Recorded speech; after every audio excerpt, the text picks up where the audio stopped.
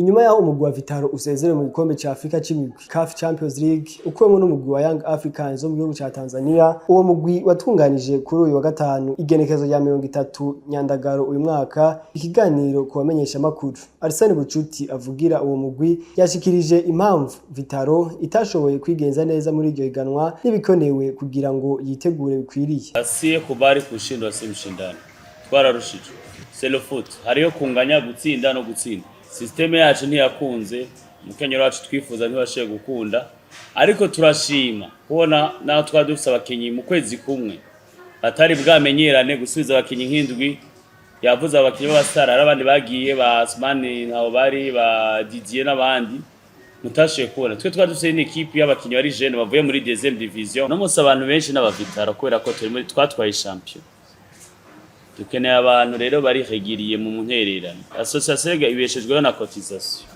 Ibyo byose nitwo bishikako tudafise uburyo. Kuko natwe abadufise uburyo tuba tugura Ziziki, tukagura Pakome, tukagura baokwa babakinyi usanga bazivye cyane.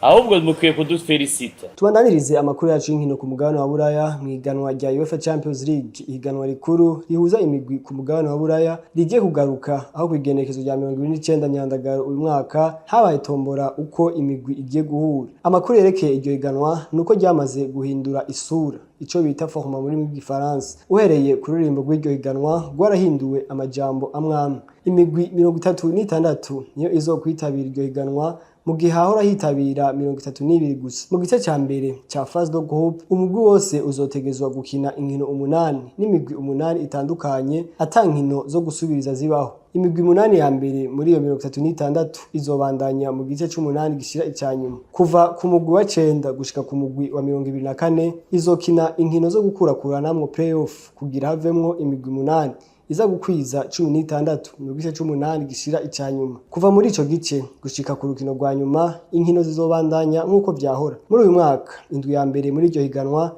izokinwa ku magenekezo ya 17, 18 na 19 Nyakanga umwaka wa 2024, nabwo urukino rwa nyuma final rube ku igenekerezo rya 31 Rusama umwaka wa 2025.